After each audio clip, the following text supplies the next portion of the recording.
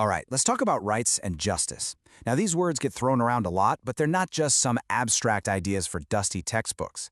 Think of them as the fundamental operating system for our entire world, the invisible code that dictates how we live together, who gets what, and what it even means to be fair. So let's pop open the hood and take a look at the code that runs society. I mean, we all feel it, right? We believe we have certain rights. The right to life, the right to speak our minds.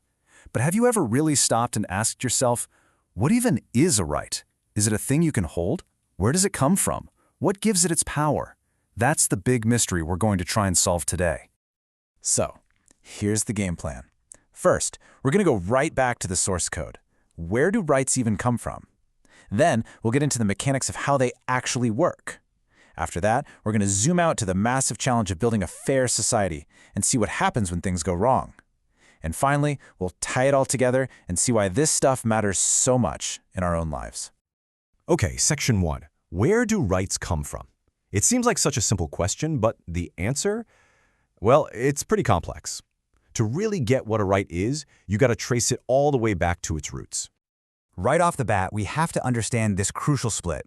On one side, you've got moral rights. These are the things we feel we're entitled to based on our sense of what's right and wrong.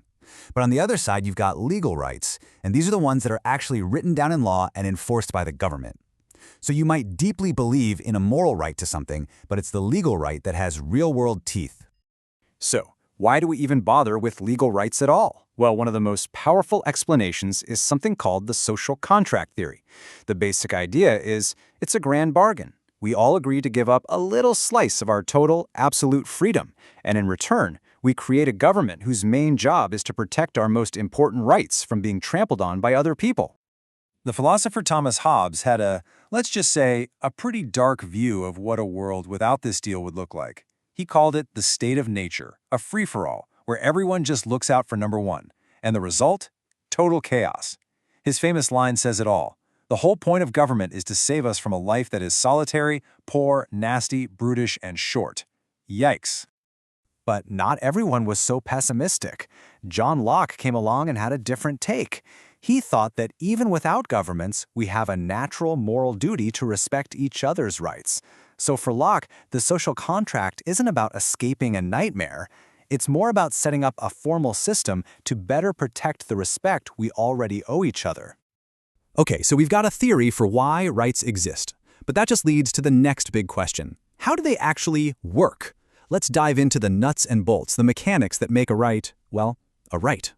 So there are two main schools of thought here. The will theory says a right is all about your choice. If someone owes you a promise, you're like a little king. You have the power to either demand they fulfill it or let them off the hook. But the interest theory says it's not about choice, it's about what's good for you. A baby has a right to be cared for, not because they can demand it, but because it's absolutely crucial for their well-being. So is a right about control, or is it about protection? It's a huge debate. You know, the word right is actually doing a lot of heavy lifting. A legal thinker named Hofeld realized this and broke it down into 4 different things. And this little table using land ownership makes it super clear. You have a claim right that tells others to stay off your property. You have a liberty to walk around on it yourself. You have the power to sell it, and you have an immunity that prevents anyone else from selling it out from under you. It's 4 distinct ideas, all packed into that one little word. Okay, let's zoom out. We've gone from what a right is to how it works. Now for the really big one. How do we use all these ideas to build a truly just society for millions of different people? This is where it gets tricky. And this brings us to a huge concept, distributive justice. It sounds academic, but it's really just about this. How do we fairly divvy up all the good stuff a society has to offer? And we're not just talking about money. We're talking about opportunities, political power, and even the rights themselves. Who gets what and why? So to help us think through this monster of a problem, the philosopher John Rawls came up with this really incredible thought experiment. And I want you to actually try this with me. Okay, imagine you get to design a whole new society from the ground up. You set all the rules for how everything works, but, and here is the giant twist, you have to do it from behind what Rawls called a veil of ignorance. You have no clue who you're going to be in this society. You don't know if you'll be rich or poor, healthy or sick, part of the majority or a tiny minority. Now, what kind of rules would you make knowing you could end up anywhere? And that is the genius of the veil of ignorance. It forces you to be impartial. Since you can't stack the deck in your own favor, you're motivated to design a system that's as fair as possible for everyone, especially for the people who might end up with the least. Now, of course, Rawls's idea is just one approach. You've got these two other massive philosophies that are always clashing. On one side, utilitarianism, which basically says justice is whatever creates the greatest good for the greatest number. The group comes first.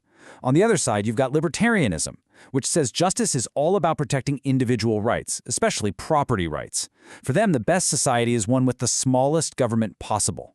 It's the ultimate showdown, the collective good versus individual freedom. So what happens when someone breaks the rules of our society? What should the goal of justice be then? Is it all about punishing the person who did wrong? Or is it about repairing the damage that was done? The philosopher Immanuel Kant gives us a really powerful argument for punishment. He says it's not about making an example of someone, or even trying to reform them. It's simple. Punishment is imposed for one reason and one reason only, because a crime was committed. It's about giving the offender what they deserve and restoring a kind of moral balance.